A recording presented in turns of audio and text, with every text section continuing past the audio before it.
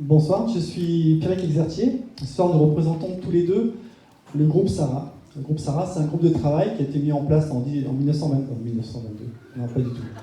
Je reprends. C'était en 2022, il n'y a pas si longtemps que ça. Il est composé de 6 élus et de 3 agentes. Il a pour mission d'accompagner le tissu associatif local et de favoriser la coopération entre les acteurs du monde associatif. Ce groupe reçoit les représentants des associations. Il participe autant que possible aux assemblées générales des associations.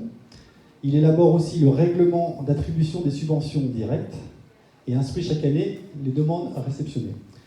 Sur 2023, on a donc pu rencontrer les associations pélussinoises et collecter les données de plus de 70 de la centaine d'associations identifiées sur le territoire. Et on a pas mal de chiffres à vous partager. Ces 70 associations regroupent environ 4650 adhérents, dont presque la moitié réside sur la commune. On a relevé une petite particularité pélussinoise.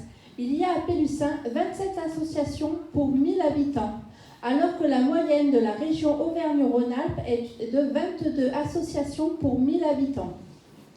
On a aussi appris que le Sceau des écoles laïques était l'association encore en activité la plus ancienne de Pélussin. L'association aura 102 ans le 20 juin prochain. Autre particularité pélussinoise, 28% des associations ont pour projet la pratique d'une activité sportive, alors que la moyenne nationale est de 16%.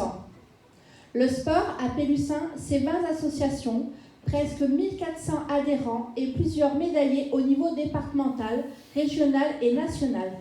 La liste de ces championnes et de ces champions de 2023 est affichée sur le panneau là-bas.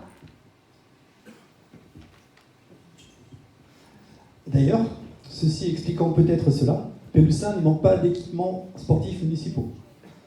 Nous avons un grand complexe sportif avec terrain de foot, vestiaire, salle de convivialité. Nous avons un gymnase multidisciplinaire, un boulodrome, des terrains de tennis, un dojo, 2 salles de gym. Ce sont des équipements largement occupés, largement utilisés, et c'est tant mieux. Ils sont toutefois majoritairement vieillissants et ont été peu entretenus ces 15 dernières années. Et avec l'accroissement du coût de l'énergie, ils représentent aujourd'hui, comme tous les bâtiments communaux, une charge plutôt lourde à porter en termes de coût de fonctionnement. 20 associations sportives, 17 associations sont classées, elles, dans le domaine de la culture et des pratiques artistiques. 15 associations sont classées dans le domaine des loisirs. 6 associations sur Pélussin œuvrent dans le domaine du service à la personne. 4 associations agissent dans le domaine de l'éducation. 3 dans celui du caritatif. Et 3 dans celui de l'économie. 100% des associations répertoriées et non répertoriées reçoivent une aide indirecte de la part de la commune. Beaucoup d'associations bénéficient en effet de mise à disposition gratuite de locaux pour la conduite de leur activité, pour du stockage de matériel ou pour l'organisation de réunions. Salle des fêtes, salle de convivialité, salle de la passerelle, maison des associations, maison des ateliers, maison Gaston Batti, maison de la Bargette et l'ancien CMS. Lors des manifestations, la commune prête du matériel et met à disposition une cohorte d'agents techniques et administratifs. Notre petite ville de demain offre également un service de domiciliation ainsi que des espaces de communication à travers les outils numériques dont elle dispose et les publications qu'elle édite. Toutes ces aides indirectes sont d'apparence gratuites pour les structures qui en bénéficient, mais elles ont un coût réel conséquent et impactent les charges de la commune. Du côté des aides directes, ce sont les subventions qui sont versées directement en numéraire aux associations. L'enveloppe de 2023 a été répartie le plus équitablement possible à travers un nouveau dispositif d'attribution qui a bien fonctionné.